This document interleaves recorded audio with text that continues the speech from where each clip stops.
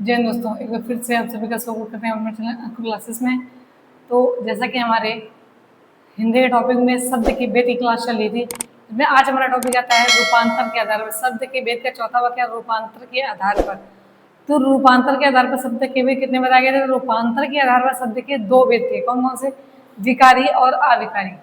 कौन कौन से थे? विकारी और अविकारी। तो विकारी शब्दों को विकारी को हमने चार भागों में डिवाइड किया था। कौन कौन से? संज्ञा, सर्वनाम, विशेषण और क्रिया के बारे में। तो आगे हम बढ़ते हैं कि विकारी शब्द में रूपांतर के आधार पर जो पहला भेद है तो विकारी के अंतर्गत पढ़ेंगे हम लोग क्या? संज्ञा। तो आज हमारा टॉपिक क्या आएगा? संज्ञा। तो आइए चलते हैं, हम क्लास स्टार्ट करते हैं। तो कहते हैं शब्द के भेद का चौथा भाग जो था हमारा रूपांतर के आधार पर। रूपांतर के आधार पर, रूपांतर के आधार पर, रूपांतर के आधार पर शब्द के भेद। तो रूपांतर के आधार पर शब्द के दो भेद थे। कितने थे? दो भेद थे। कौन कौन से थे? पहला जो हमारा आता है, दो भागों में डिवाइड करेंगे। पहला क्या आएगा हमारा? विकारी शब्द। दूसरा क्या आएगा? अविकारी। पहला क्या आएगा? विकारी। दूसरा रूपांतर के शब्द के भेद का दूसरा पार्ट क्या था? अविकारी। क्या था? अविकारी। तो विकारी और अविकारी। तो आज हमको पढ़ना है क्या? विकारी शब्द। तो क्या था? विकारी शब्द कहते किसे हैं?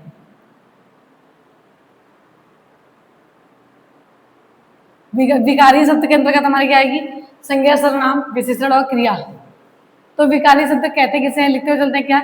लिंग, वचन और लिंग, वचन और कारक के कारण और कारक के कारण, लिंग, वचन और कारक के कारण जिन शब्दों के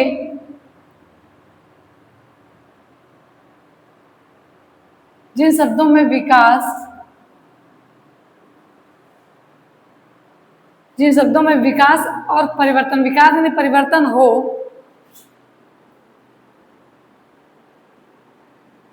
परिवर्तन होता रहता है, होता रहता है, उन्हें विकारी शब्द कहते हैं। उन्हें क्या? विकारी शब्द कहते हैं। उन्हें विकारी शब्द कहते हैं। तो लिंग, वचन और कारक के कारण जिन शब्दों के रूपों में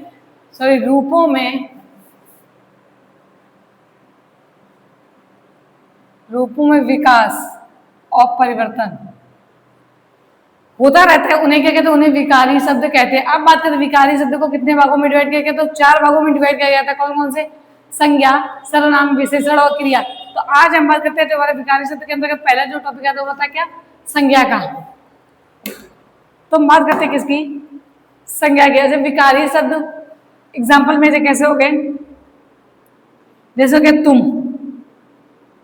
वह, बालक आदि। ये कैसे? ये सारे विकारी शब्द हैं। कैसे शब्द हैं? तो विकारी शब्द हैं। अब बात करते हैं विकारी शब्द का जो पहला भेद आता है क्या? संज्ञा। बात करते हैं संज्ञा के बारे में। बात करते हैं किसके? संज्ञा के बारे में। संज्ञा, संज्ञा का शाब्दिक अर्थ क्या होता है? पहला पॉइंट तो अर्थ ही पूछेगा ना, शाब्दिक अर्थ। तो संज्ञा का शाब्दिक अर्थ होता है नाम। क्या होता है? नाम। संज्ञा दो शब्दों से मिलकर बनी होती है। अगला पॉइंट क्या आता है? दो शब्दों से मिलकर बनी है। दो शब्दों से मिलकर बनी। कौन कौन से? सम प्लस ज्ञा। सम प्लस ज्ञा किन दो शब्दों से मिलकर बनी? सम प्लस ज्ञा से। इसमें सम का अर्थ क्या होता है? सम का अर्थ होता है सम्यक, और ज्ञा का अर्थ होता है ज्ञान। तो संज्ञा का अर्थ है सम्यक ज्ञान। शाब्दिक अर्थ नाम। जब तोड़ेंगे तो दो शब्दों से मिलकर बनी। कौन दो शब्दों से? सम प्लस ज्ञा से। सम में सम्यक और ज्ञान में ज्ञान, सम्यक ज्ञान। अब बात करते हैं अगला पॉइंट क्या आता है कि विश्व में जितने भी विश्व में जितने भी विश्व में जितने भी व्यक्ति या वस्तुएं हैं, जितने भी व्यक्ति या वस्तुएं हैं, उनका कोई ना कोई नाम अवश्य होता है। उनका कोई ना कोई नाम अवश्य होता है, अवश्य होता है, जिसे संज्ञा कहते हैं, जिसे संज्ञा कहते हैं, जिसे क्या कहते हैं, जिसे संज्ञा कहते हैं। तो पहला कहता है रूपांतर के आधार पर शब्द के, रूपांतर के आधार पर शब्द के दो भागों में डिवाइड किया, कौन से, विकारी शब्द और अविकारी। तो विकारी कहते हैं लिंग वचन और कारक के कर्तरी शब्दों के रूपों में विकास यानी परिवर्तन होता है, होता रहता है, उन्हें क्या कहते हैं, उन्हें विकारी शब्द कहते हैं, जैसे हम, तुम, बालक आदि। संज्ञा, विकारी शब्द का पहला पद क्या, संज्ञा। संज्ञा का शाब्दिक अर्थ नाम, दो शब्दों में मिलकर बनी, कौन कौन सी, सम प्लस ज्ञा। सम का अर्थ होता है सम्यक और ज्ञा का अर्थ होता है ज्ञान। बात करें विश्व में जितने भी व्यक्ति वस्तु हैं, उनका कोई ना कोई नाम अवश्य होता है, जिससे क्या कहते हैं, जिसे संज्ञा कहते हैं। इतना नोट डाउन कर लीजिए, फिर बात करते हैं संज्ञा की डेफिनेशन की।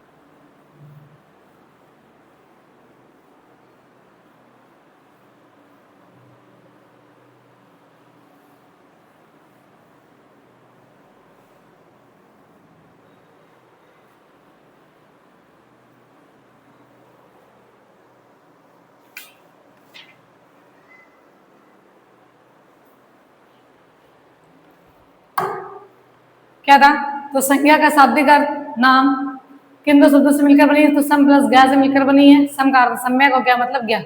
तो विश्व में बहुत सी चीजें हैं जिनके कोई ना कोई, यानी विश्व में अनेक व्यक्ति और वस्तुएं हैं जिनके कोई ना कोई नाम होता है, जिससे क्या कहते हैं, इसे संज्ञा कहते हैं। अब बात करते हैं संज्ञा की डिफिनेशन की।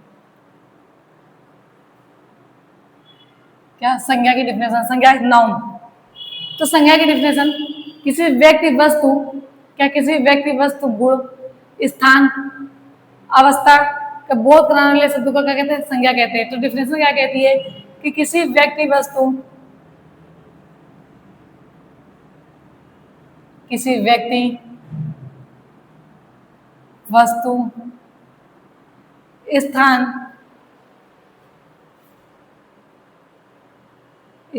भाव गुण एवं अवस्था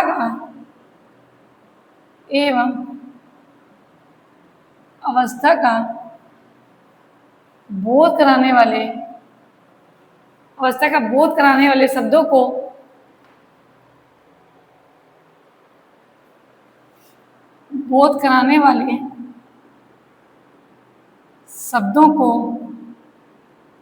संज्ञा कहते हैं। शब्दों को संज्ञा कहते हैं। तो किसी व्यक्ति वस्तु स्थान भाव गुण एवं अवस्था को बोध कराने वाले शब्दों को क्या कहते हैं, संज्ञा कहते हैं। अगला पॉइंट क्या कहते हैं कि किसी के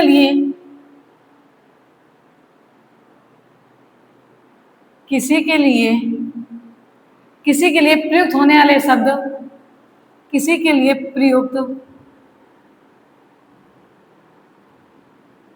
होने वाले शब्द, किसी के लिए प्रयुक्त होने वाले शब्द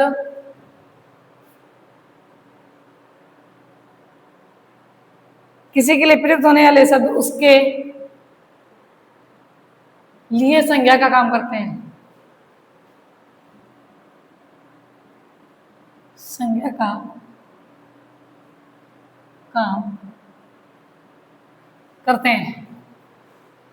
तो डिफिनेशन क्या थी? किसी व्यक्ति, वस्तु, स्थान, भाव, गुण एवं अवस्था का बोध कराने वाले शब्दों को कहते हैं संज्ञा कहते हैं। तो किसी के लिए प्रयुक्त होने वाले शब्द उसके लिए संज्ञा का काम करते हैं। एग्जाम्पल लेते हैं, जैसे एग्जाम्पल हमारा हो गया ऊषा, अगला का गुलाब, ये क्या है? ये सब हमें संज्ञा ही तो है। अगला हो गया पाटलिपुत्र, बचपन आदि शब्द क्या है? संज्ञा है। अब बात करते हैं क्या? संज्ञा के भेद की। संज्ञा के भेद, संज्ञा के भेद।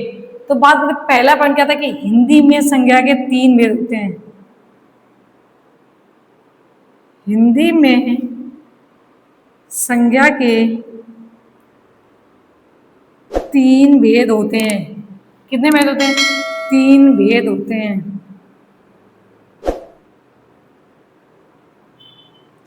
हिंदी में संज्ञा के 3 भेद होते हैं। अब एक नोट लगाते हैं। क्या नोट? कितने का? तो नोट लगाते हैं। इसमें क्या है कि अधिकांश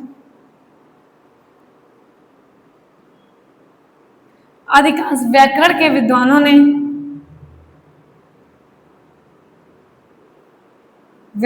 विद्वानों ने में मतभेद है। अधिकांश व्याकरण के विद्वानों में मतभेद है। कुछ विद्वान संज्ञा के 5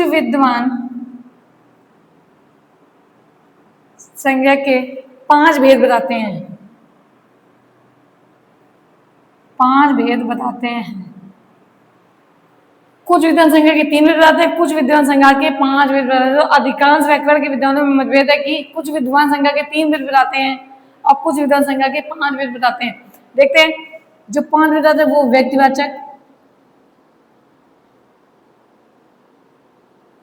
दूसरा क्या हो गया हमारा?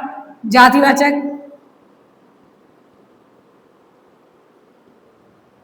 समूहवाचक,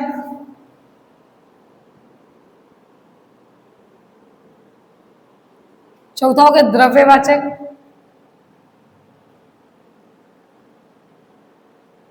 और 5वां हो गया भाववाचक संज्ञा। क्या? भाववाचक संज्ञा। तो क्या अधिकांश व्याकरण के मतभेद है कि कुछ विद्वान संज्ञा के 5 जो 5 भेद बताते हैं उनके भेद ये कौन कौन सा? व्यक्तिवाचक, जातिवाचक, समूहवाचक, द्रव्यवाचक और भाववाचक संज्ञा। अगला पॉइंट क्या कहता है कि जो लोग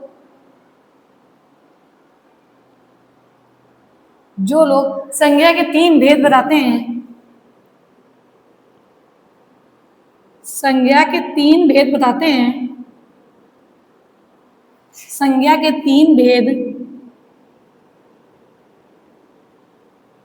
बताते हैं, वे समूहवाचक और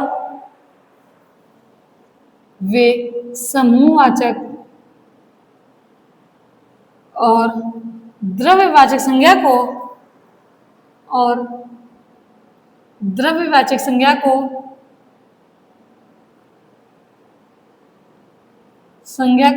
जातिवाचक संज्ञा के अंतर्गत रखते हैं। क्या जातिवाचक संज्ञा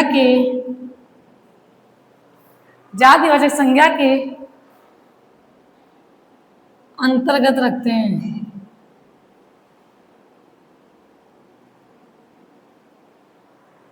तो जो लोग, पूरा क्लियर होगा, कुछ भी डाउट नहीं कि संज्ञा के, तो हिंदी में संज्ञा के 3 भेद बताए गए थे पहले।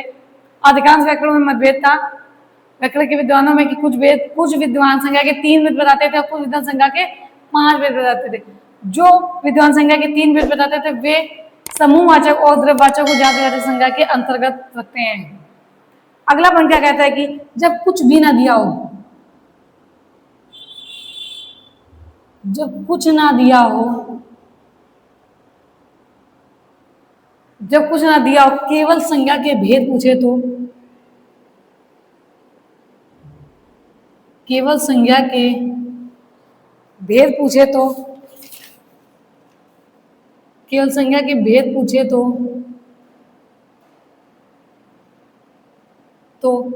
हम संज्ञा के 5 भेद बताते हैं। हम संज्ञा के 5 भेद बताएंगे।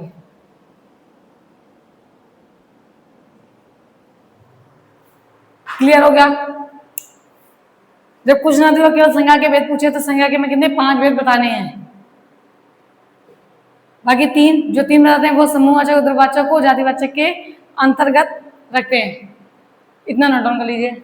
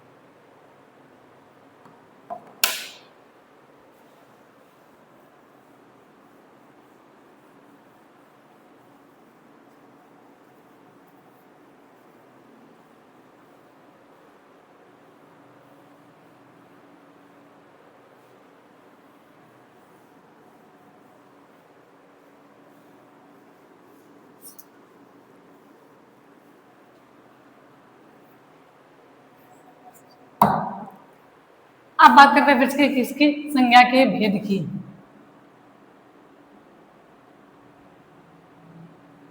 संज्ञा के भेद जो बोला गया था कि संज्ञा के भेद जो विद्वान संज्ञा के 3 भेद बताते हैं। पहला क्या आएगा हमारा व्यक्तिवाचक, व्यक्तिवाचक संज्ञा।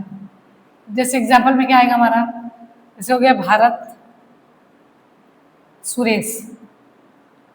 दूसरी क्या आएगी हमारी जातिवाचक संज्ञा, जातिवाचक संज्ञा। एग्जाम्पल में जैसे हो गया लड़का और जंगल,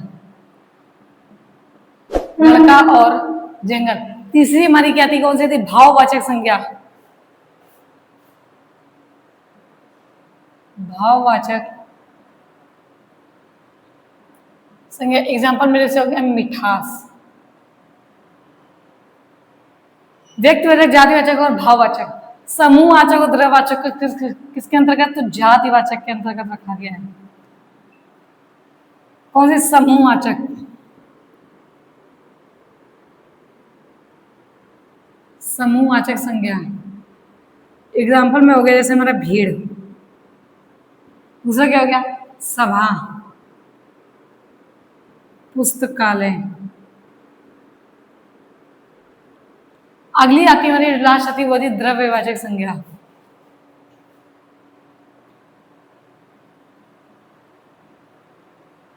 द्रव्यवाचक संज्ञा।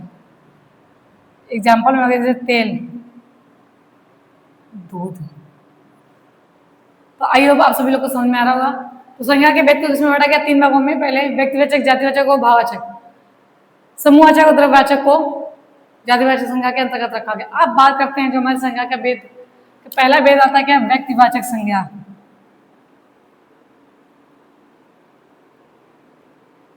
व्यक्तिवाचक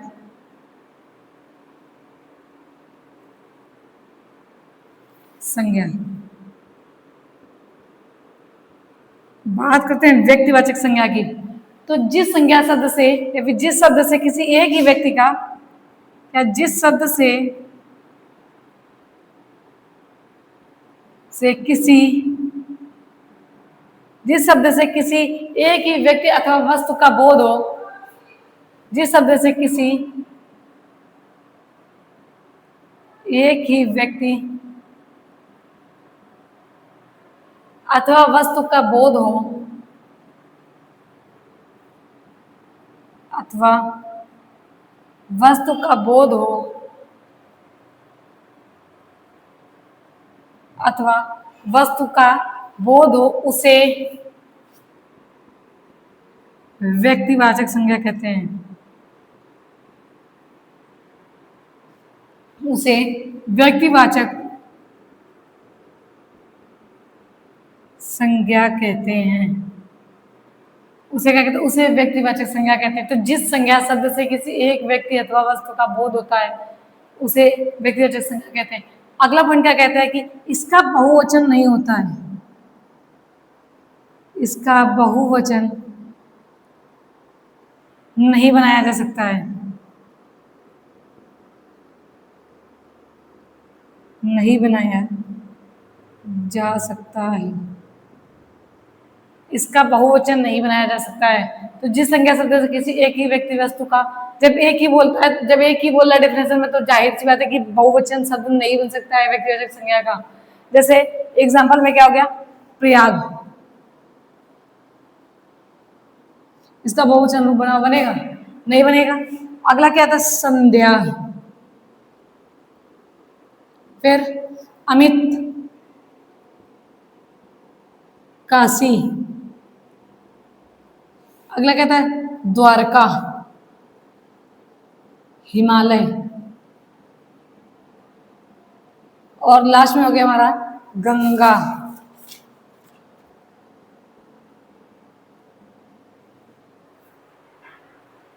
प्रयाग, संध्या, अमित, काशी, द्वारका, हिमालय और गंगा। अगला पॉइंट क्या आता है कि अब नोट पॉइंट में कुछ कि कौन कौन से शब्द व्यक्तिवाचक के अंतर्गत आते हैं, एक नोट लगाएंगे, उसमें क्या लिखेंगे। पहला जो आता हुआ था नदियों के नाम, नदियों के नाम, गंगा, यमुना, घाघरा, ये सब नदियां किसमें व्यक्तिवाचक संज्ञा होती है। अगली आती है झीलों के नाम, झीलों के नाम, गांवों के नाम हो गए, गांवों के नाम, नगर हो गए, महादेश, नगर हो गए, महादेश हो गए। और आता है ग्रह और नक्षत्रों के नाम, ग्रह नक्षत्रों के नाम, ये सब किसके अंतर्गत आते हैं, ये सब हमारे व्यक्तिवाचक संज्ञा के अंतर्गत आते हैं। अगला पॉइंट क्या कहता है, इसमें देखते हैं कि व्यक्तिवाचक संज्ञा की पहचान, इसकी पहचान और देख लें। पहचान क्या होती है, दृश्य होगा, मतलब कि दिखाई देगा, साथ में एक वचन होगा। तीसरा पॉइंट यह था कि विश्व भर में अकेली होगी। हिमालय के बहुत सारे, एक ही तो है, अब भारत देश है, देश भारत एक ही देश है ना, कहीं तो है नहीं, तो क्या विश्व भर में अकेली,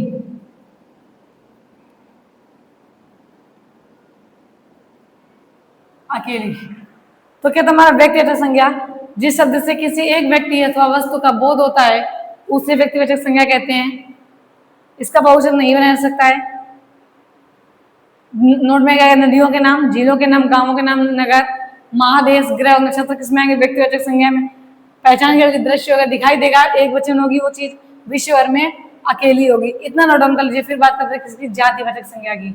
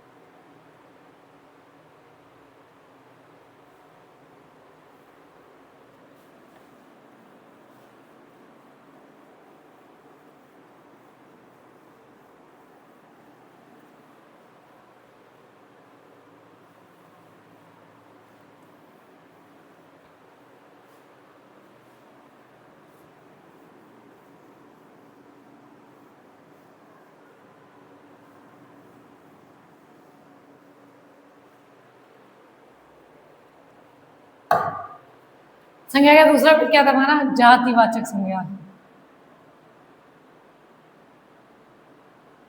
जातिवाचक संज्ञा, तो जातिवाचक संज्ञा कहते किसे हैं?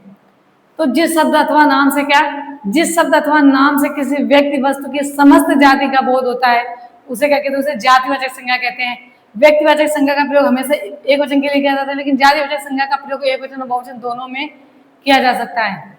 तो डिफिनेशन क्या कहती है? जिस शब्द अथवा जिस शब्द अथवा नाम से, जिस शब्द अथवा नाम से किसी व्यक्ति वस्तु, किसी व्यक्ति अथवा वस्तु के समस्त जाति का बोध हो, वस्तु के समस्त जाति का बोध हो,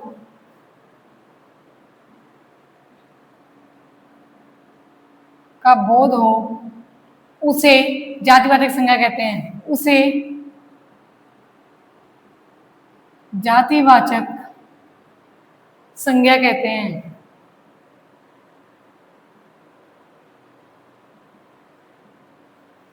उसे क्या कहते हैं? उसे जातिवाचक संज्ञा कहते हैं। तो जिस शब्द अथवा नाम से किसी व्यक्ति वस्तु के समस्त जाति का बोध होता है उसे कहते हैं, उसे जातिवाचक संज्ञा कहते हैं। अगला पॉइंट क्या कहता है कि जातिवाचक संज्ञा का प्रयोग, जातिवाचक संज्ञा का प्रयोग जातिवाचक संज्ञा का प्रयोग एक वचन बहुवचन दोनों में किया जा सकता है। एक वचन और बहुवचन दोनों में किया जा सकता है। दोनों में किया जा सकता है। तो जातिवाचक संज्ञा का प्रयोग एक वचन और बहुवचन दोनों में किया जा सकता है। जैसे एग्जाम्पल में क्या आएगा हमारी? गाय, ठीक। अगला क्या? लड़का, फिर पहाड़, जंगल आदि। ये सब किसके अंतर्गत आएगी? ये सब जातिवाचक संज्ञा के अंतर्गत आएगी, क्योंकि जंगल कोई एक तो है नहीं, पहाड़ कोई पर्सनली तो है, किसी मतलब कोई नाम तो है नहीं परमानेंटली। पहाड़ में तो कई सारे पहाड़ आएंगे ना, इसीलिए लड़का कोई लड़का एक तो है नहीं, लड़के का नाम भी हो सकता है सुरेश, रमेश, रामू। तो जब नाम देगा तो हमारा व्यक्तिवाचक संज्ञा, जब नाम नहीं ओनली लड़का देगा तो किसमें आएगा? जातिवाचक संज्ञा के अंतर्गत ही आएगा हमारा। अब नोट लगाएंगे, नोट में देखेंगे कौन कौन से ऐसी चीजें जिनका प्रयोग जातिवाचक संज्ञा में किया जाता है। पहला हो गया हमारा फल, सब्जियों के नाम।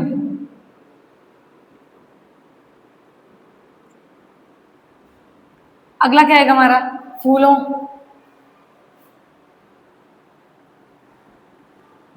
पहनने वाले, पहनने ओढ़ने बिछाने के सामान, बिछाने आदि के सामान।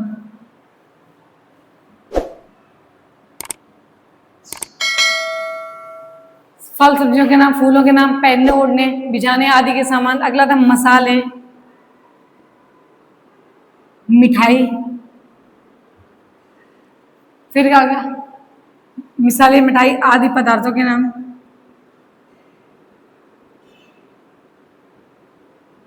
आदि पदार्थों के नाम। विभिन्न सामग्रियों के नाम,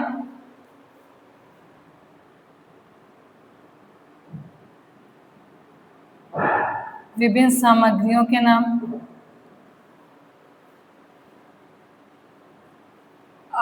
ये सब किसके अंतर्गत आएंगी? ये सारी वस्तुएं हमारी जातिवाचक संज्ञा के अंतर्गत आएंगी। अगला पॉइंट कहता है, देखते हैं व्यक्तिवाचक जातिवाचक संज्ञा में अंतर क्या होता है। व्यक्तिवाचक और जातिवाचक। व्यक्तिवाचक जातिवाचक। व्यक्तिवाचक में क्या है? नाम है तुलसीदास, लेकिन जातिवाचक में पूछे क्या है? क्या है? ये कवि हैं, इसी से अगला आएगा गंगा, जातिवाचक में नदी। फिर हिमालय, पहाड़। भारत, देश। तो व्यक्तिवाचक में क्या नाम दे रहा है? तुलसीदास। अब बोलेगा जातिवाचक कवि दे दिया, कौन से कवि? कबीरदास, सूरदास, तुलसीदास, पता नहीं। परमानेंट नाम दे रहे तो वो व्यक्तिवाचक संज्ञा के अंतर्गत ही आएगा। अब बात करते हैं जातिवाचक संज्ञा की पहचान क्या होती है। इसकी पहचान क्या होगी? पहली बात तो दृश्य होगा प्लस एक वचन प्लस बहुवचन, और जिसके समान और भी होते हों। विश्वर में अकेली तो व्यक्तिवाचक, जिसके समान और भी होता तो जातिवाचक। जिसके समान और भी वस्तुएं, ये भी और भी होते हों, वस्तुएं, पदार्थ वगैरह सारी चीजें, तो ये हो गया हमारा जातिवाचक संज्ञा। तो थैंक यू दोस्तों, आज के लिए इतना ही। बाकी जो संज्ञा के जो हमारे वेद बचे हैं वो नेक्स्ट क्लास में होंगे। Thank you.